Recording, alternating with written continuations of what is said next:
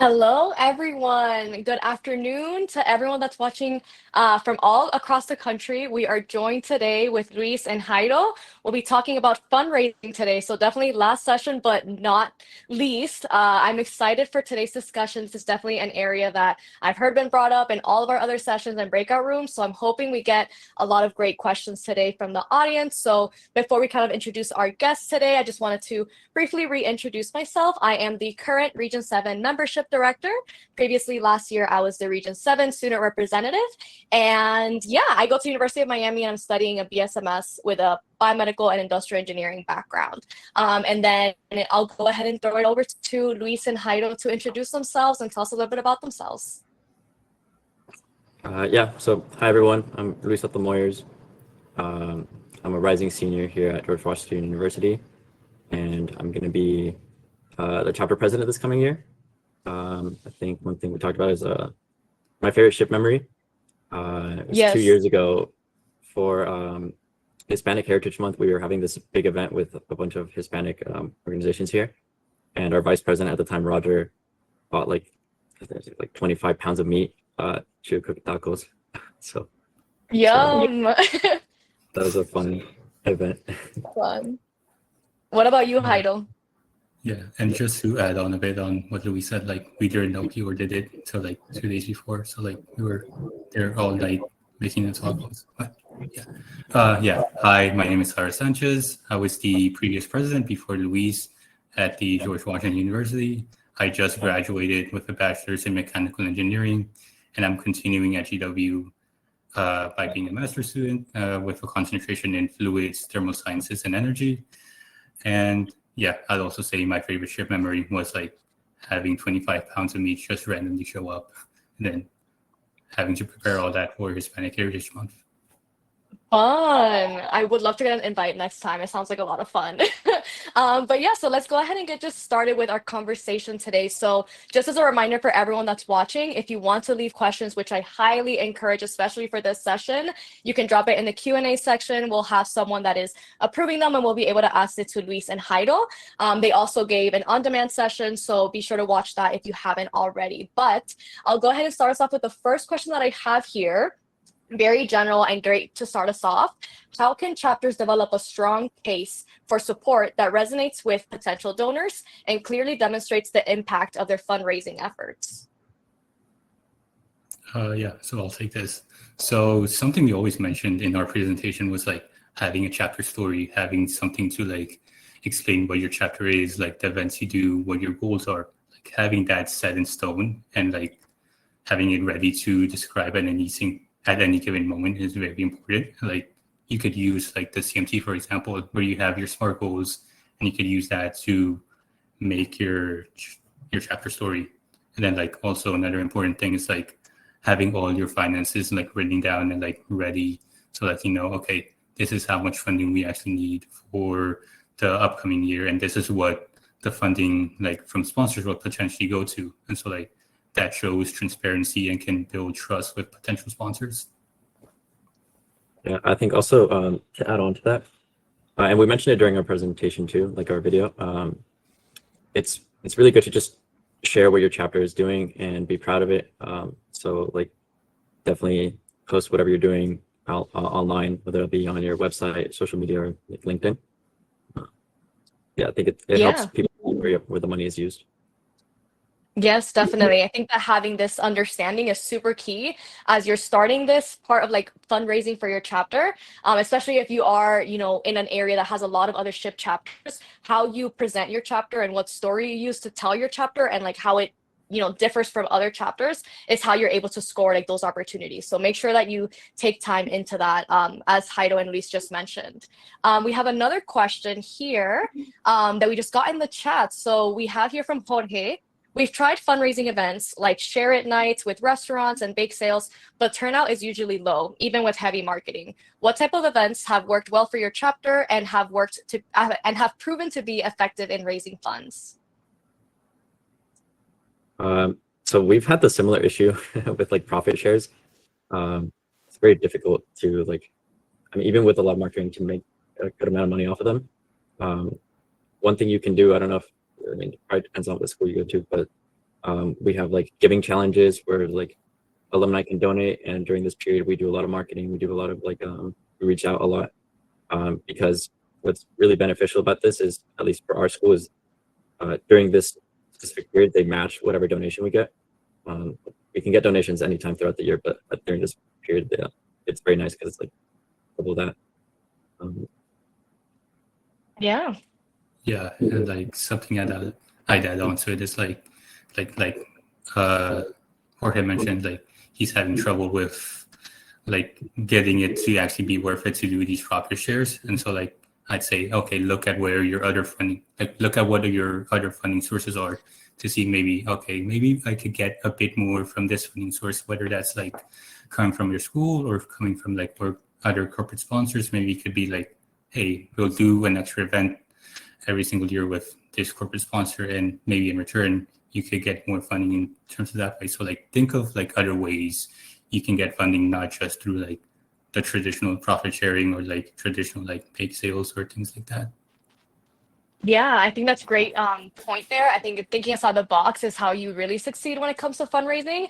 There's a lot of different ways, and I feel like you have to do a little bit of everything to really get the most out of it. And that way you can also see what works best for your chapter. I know, Luis, you mentioned like alumni. That's something that I feel like is really key, like for students to student chapters to maintain those alumni relationships and making sure that that alumni can be able to give back to the chapter, and especially if they have like if they work for a company that does like that like matching for donations, they can your chapter will end up getting like double or however many that alumni is donating, just because their company has that benefit. So make sure that like you are well versed in that area. We have another question here. We have a lot of in the Q&A. I love this. We have here from Diego: how to go around when companies offer resources beside direct funding and or resume workshops. How can you adapt to raise money or add value to your chapter when less funding is offered by a company in this sense?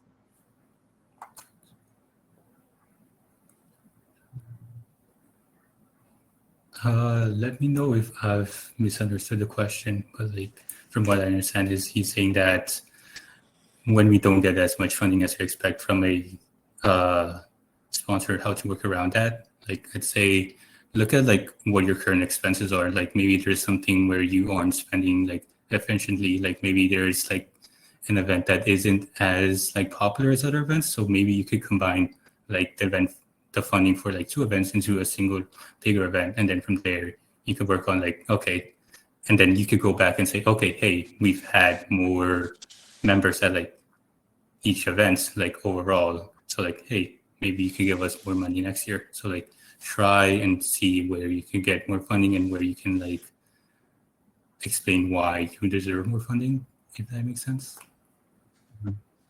And also for the first part of the question, like how to go around when companies offer things that aren't funding or resume workshops, definitely just welcome it. Any like opportunity you have to grow a relationship with someone at a different company, you just really try to nurture it. Yeah, I would say, yeah, I think that's a great point. And I think that I like that you said that like still take it, there's still value for that. And definitely when it comes to like establishing that relationship, maybe right now it's not a direct funding, but who knows if after that really great event that you have that wasn't direct funding, they will then be like, oh, okay, like we've worked with this chapter before, we want to keep and supporting them in the financial sense now. So thank you for pointing that out. Okay, so we have another question here. I'm going to go through the ones that have been the most votes. So if you see a question that you really like, just make sure to upvote it. But we have here from Alberto Rodriguez: how do you go about getting company sponsorship or external funding? What benefits do you provide so that these companies will give, specifically when fundraising as a chapter is difficult or not as profitable through events? Yeah, so just reaching out, it can be pretty difficult. I mean, we just got our first like corporate sponsor maybe less than 2 years ago, and I know from like looking just through all of our chapter like documents, we've been trying for a while. So how to go about it is just to keep trying and like reach out to people. It depends on the size of the company and like who you know there. But yeah, just try to build a relationship with someone there and just talk to them about like what your chapter does and how if any money they can offer you would help. Yeah, and in terms of like what you provide to the company in terms of value from your chapter, like what companies always look for is like exposure. Like they want to reach like students earlier on, like during the internship process. So like showcasing that there are like many students within your university, not just your ship chapter, that may be inclined to be involved with like that company through an internship or through something similar. Like it's something very valuable to companies. So like that's something you always want to highlight when like having conversations with them. And like you could also look at, okay, maybe there's a lot of civil engineers at our school. Like then from there you could like target your pitch to these companies, say like Turner. You could pitch to Turner more than like other companies. So yeah. Yeah, I agree with both of you guys' points. I think that a lot of that also is just like knowing your chapter, knowing what all those demographics are. We have also in like the chapter resources page that we've been sharing that this weekend, there's like sample like sponsorship packages, and that way you can also get like a sense of for what other chapters are offering. Yeah, I think that's both great points. And I would definitely say like this summer, if you have members that are doing summer internships at those companies, like they will have that direct contact to a recruiter or whoever it is, or even just like the Hispanic ERG or something similar that would be interested to collaborate with your ship chapter. Make those connections now, and that way you can just carry that into the school year. I've been able to bring my company that I interned with to my chapter, so it's definitely possible. And especially if you're an intern, they're more than likely going to answer. But yes, it's definitely a lot of reaching out and sometimes not hearing back, but just poking a little bit. I definitely agree with that sentiment. Okay, so next question from Raphael. What strategies do you use to maintain relationships with SHIP alumni and activate those connections for sponsorship opportunities with their companies? So I know, Luis, you had mentioned that. So if you want to speak a little bit on that, or either one. Sure. So to maintain a relationship with your alumni, I know other like a bunch of chapters do this because I've been talking about it in the breakout sessions, but keep track of who your alumni are, what positions they had, where they're at now, and like how to contact them, and just like keep them updated with what you do. Try to keep them in the loop of how the chapters changed since they were here. I think most people, at least all of our alumni, are like we're very proud of the work they did here in SHIP, so they're always happy to hear about it. And yeah, I guess like eventually it leads to, or it can just like lead to a connection with someone at a certain company. Yeah, and something we always try to do, like every single year, is we have like a yearly like alumni event. So like they help us with like a lot of sort of things, whether that's like PD, resumes, interview prep, anything like that. So like if you have that virtually, like alumni from like wherever they are can join that event, and you can maintain that relationship. Like even if you didn't know them while you were while they were part of your ship chapter, like you can build the relationship afterwards. And Yeah, definitely. And I definitely agree with like just meeting them where they're at as well. Definitely keeping a newsletter or anything that works for your chapter. I know that I've seen some chapters, like as I'm seeing their Instagrams, they do like combined alumni scholarships. So like they'll have a form where alumni can just like submit $5, whatever they can, especially for those early career alumni that can't do as big donations. They can do that. And I know that Francisco, I will do a quick plug. Volunteer matching programs. This can go for full-time employees as well as interns. I'm actually collecting hours as I'm volunteering through SHIP during the summer, and with the company that I'm interning, they're able to like match a certain amount of hours with funding that can go to the Region 7 budget to then go towards our membership. So that's a way to do it. I would definitely say reach out to your RVP or anyone, or you can also like reach out to me if you have questions about it. But full-time employees can also have this can go towards either having hours that they're volunteering with SHIP that they can get transformed into a fundraising amount, or it can be them donating to your SHIP chapter. They can then go through their company so that they can double that or match that donation, and then your chapter gets double the funds. So yeah, so definitely that is an area to not leave out. It's a newer topic, so we're here to help each other out as we navigate. So back to the questions, I just wanted to make sure I commented that. Okay, so we have here from Elsie, we have 14 votes for this one. Do you have any tips with sponsorships when it comes to the evolving stigma with DE&I efforts? Have any of you guys dealt with this, or any tips that you would give to chapters that are in this situation? I'm not too sure. I think it is pretty difficult for a lot of chapters right now because of like the stigma around DEI right now. I don't know. It's something that we ourselves have been like talking about. So would appreciate some tips for that as well. Yeah, I mean, I would definitely say, Haido, do you have anything to share? Or I guess I would say, like, from my end, definitely sorry, lean into your regional teams of support. We're here and we're definitely like connected with Ship National as well. This is something that obviously we're very much aware about, and we have evolving resources that we're trying to extend to chapters. So make us aware of any situations that you're having. And this goes for any problem. Like definitely, like I may be biased because I'm a regional leader, but like reach out to us. Like that is what we're here for. We're volunteering our time to answer those questions. So if you're having struggles with this or anything about fundraising, just reach out and ask, and we can find out other creative ways to go around it, or maybe like the way that you're presenting your chapter and ways to get those fundraising opportunities. So yeah, Haida, do you have anything else to share? If not, we can go to the next question as well. Yeah, I'd like to add on that, like, reach out to your local professional chapters. Like you can reach out to them for like the same reasons that Andrea just mentioned. Like maybe they know a bit more about your local region and what the situation is there. So like always make sure to reach out, like get different opinions, and then from there you can work with the information you have to build a better strategy. Yeah, I definitely agree. The professional chapters for sure. And that point of like knowing what the local area is, that is the best way. So definitely loop in both the regional and the local professional chapters. Okay, let's say the next question. So we have from Ivan or Ivan. What are some successful fundraising events that your chapter has hosted or continues to host? Sorry, real quick, to add on to the other question, the last question. Now that we've done it, but I think now that we're building our new sponsorship package or updating it, we get a lot of like emails from SHIP with the newsletter, and I think there's like a yearly report of like how Hispanics have grown in engineering and really what we mean to the field. So I think that's something good, and it'd be like a good idea for like chapters to add that to their sponsor packages or like the websites.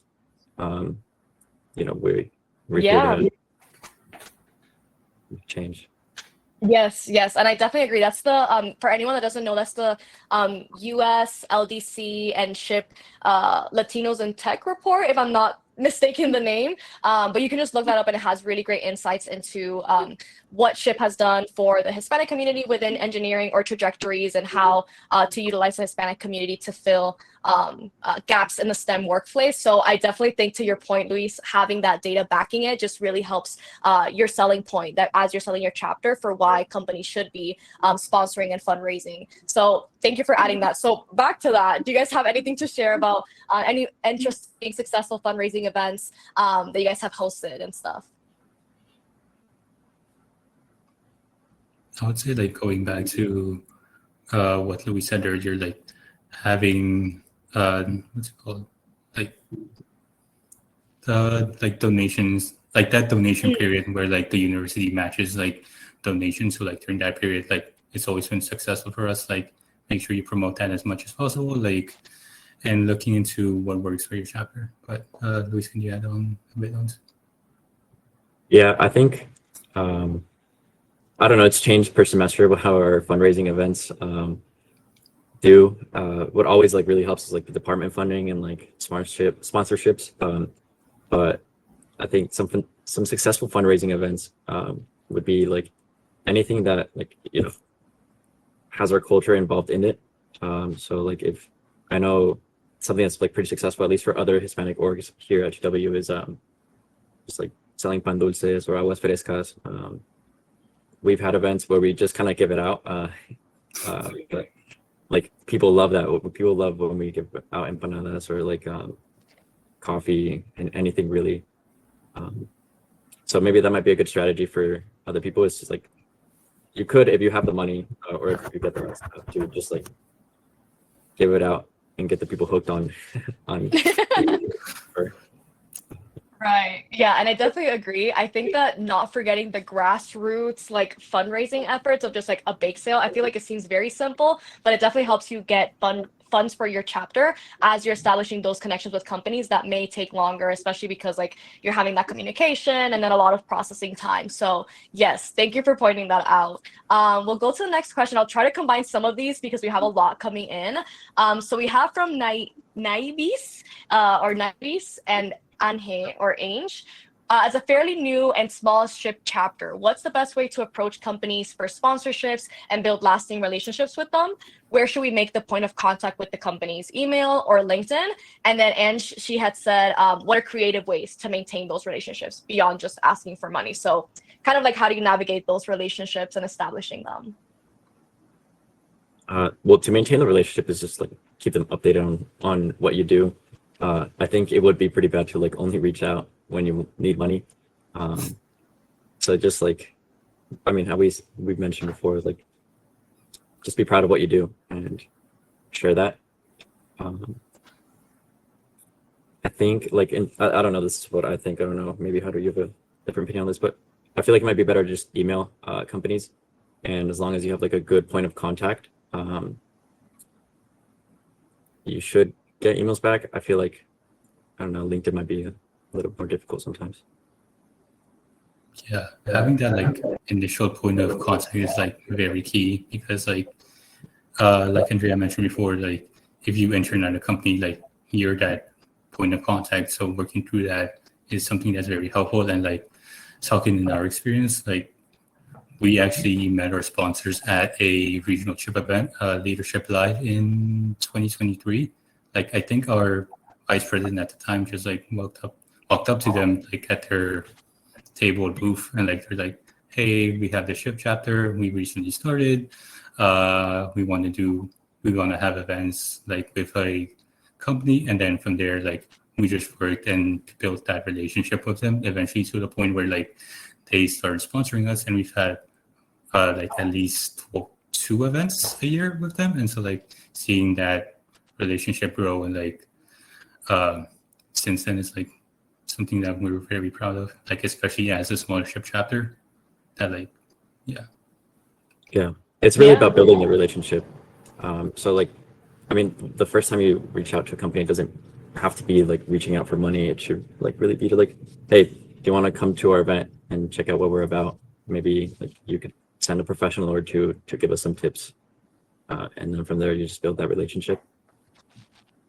Yeah, I think that's super key, and I'm glad that both of your guys' points were very, very valid. I also think that like not approaching them only for money is super important to think about. I also think that taking the time of like getting to know what the company, what their mission and values are, especially if they have like ERGs that are like focused on like Hispanic employees. Like if they have a specific like recruiting strategy or something that they're trying to work towards, like if you know that and you're walking to them in that elevator pitch, like I know that you have like this area that you're focused on. Our chapter, we have this many, civil engineers or this many X amount.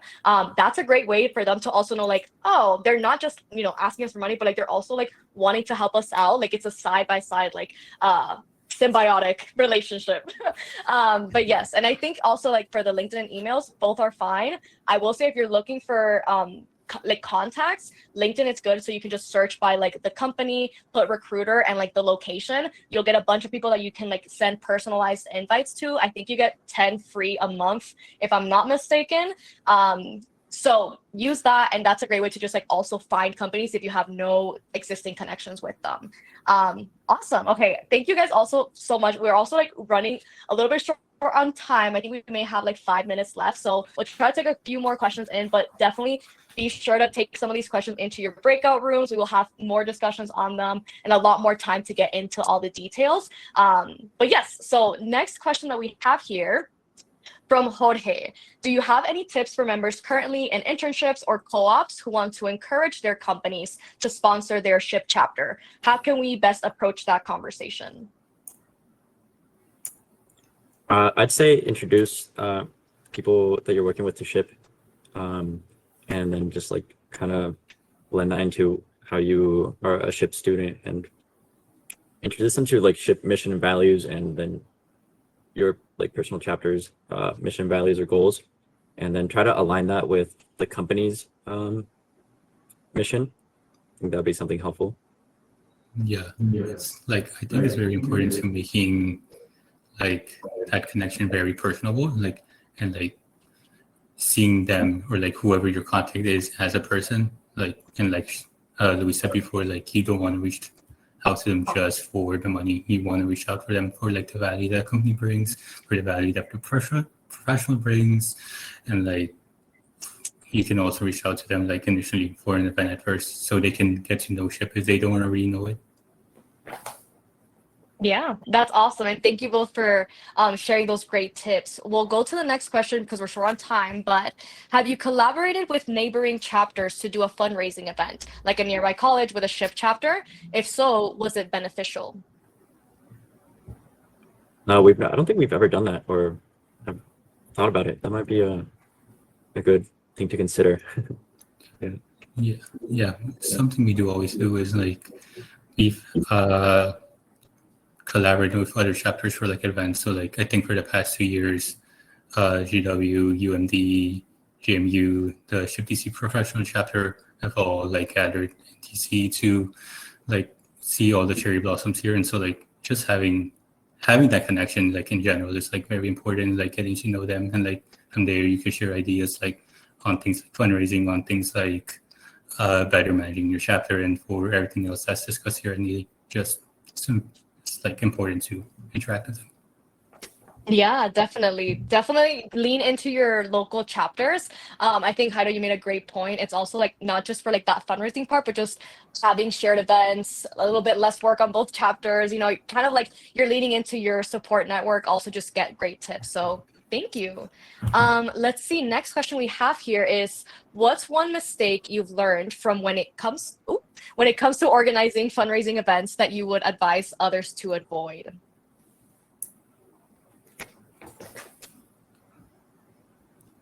I think it's important to consider like how much effort the event will be versus like, and I guess it's something you find out by doing the event, and at least you'll know for years after. But just like how much effort the event will be compared to like what you'll get out of it. Sometimes when you do profit shares, it's like a lot of effort. You're like standing outside of like trying to give flyers or like do a lot of marketing for it, and in the end, like we've had times where we get like less than $50 from those. So yeah, it's just to like learn and adapt in the future for each event. Yeah, and something else you can also do is like reach out to like other orgs like within your own universities to see what the actual return is on like profit shares and things like that, so you can know, okay, this is how much we expect. Like this would actually provide us with enough value for the amount of effort we put in. Awesome. Yeah, thank you. And I know we have more questions here and we wish we had more time to answer them, but I will say thank you both for your time today, all the advice that you shared. I'm sure that the students have really walked away with a lot of great ideas and things to bring to their chapters. Please encourage, like I will definitely say and reiterate, there is on-demand videos, especially one on this topic. So be sure to watch that back, share it with your chapter leaders that aren't here at CCLP Live. And then make sure that if you are watching it, that you watch it completely, because if you open it and close it, they won't get credit for watching the video. So that was part of your pre-work leading into CCLP. So as we're wrapping up, besides saying thank you to you both, be sure everyone that is watching the session to fill out the surveys once the session ends to give feedback. Luis, Jairo, do you guys have anything else to share? No, just watch the video, I'd say, and you can reach out to us if you have any more questions. Yeah, and if you need an example for what a sponsorship package looks like, it's in our link tree, and so you could always look at that and reach out to us if you need any help with that. Yeah, thank you both for offering that help, and I'm sure that the students will definitely benefit from it. I'll see you all at the breakout rooms next, and I hope that you guys all have a great rest of CCLP. Thank you. Bye, everyone.